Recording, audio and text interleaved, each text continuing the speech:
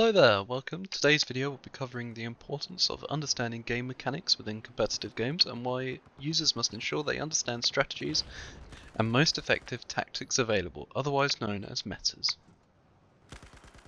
Just like any competitive game, users must be able to critically think on their feet or have an effective predetermined strategy in order to win scenarios.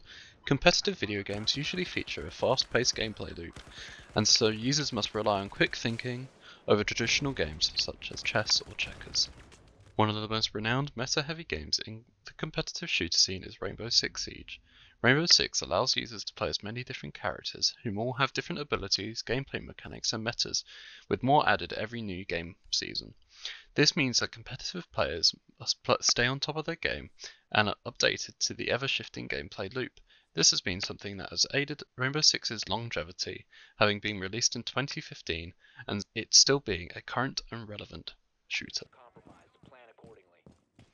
In this clip you can see that I'm using the wall reinforcement mechanic to reduce opportunities of entry for the enemy team during the preparing phase of the match. This is a very common strategy and a useful mechanic for the defending team, as it allows for increased protection and reduces the speed in which enemies can capture areas. Another tool within the game are shields. Shields allow for ballistic protection against small arms and can be dynamically placed anywhere, allowing for users to set up points of defense of their choosing.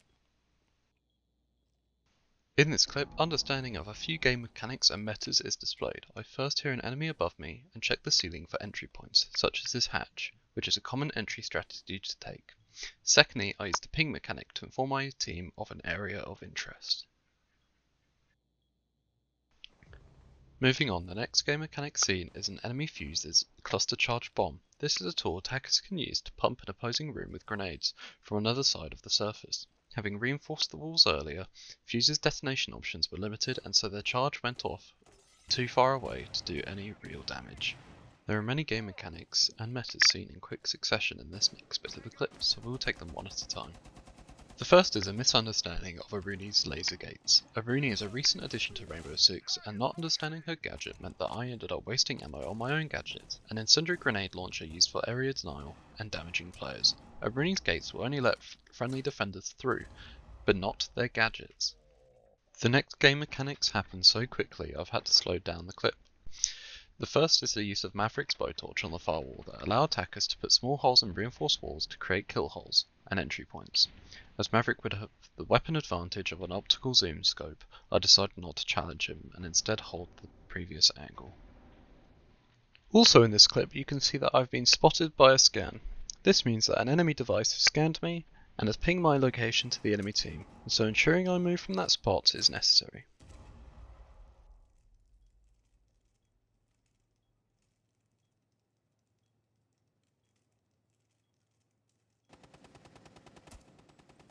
Moving back into the objective room, I can see that Maverick has made an entry point, and so decide to cover this room.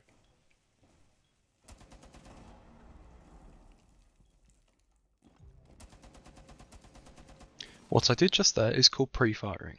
The idea is that if you know someone is in a position or can hear someone closing around a corner, you can start firing before you or they turn the corner, and you won't need to rely on reaction timing, and we're already putting rounds downrange.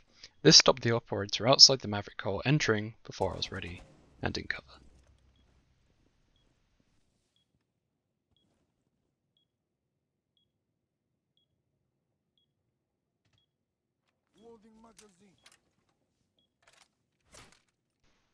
Here we can see the effective use of Chunker's incendiary grenade launcher. By firing a round to land between the island and the wall, I cut off my enemy's ability to flank around it and force them to push an angle I've already prepared for. This tactic is commonly known as area denial, where players are denied access to a position to push them into other routes or reduce their chances of winning. Down to 15 seconds. And just as the round is ending, I use the ping mechanic to inform one of my teammates of an enemy location, which they turn their attention to and win the round.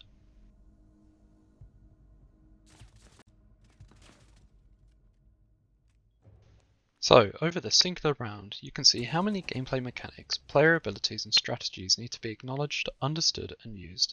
This was simply one round including the abilities of only a handful of operators, And that's why I believe Rainbow Six is one of the best examples I could have given.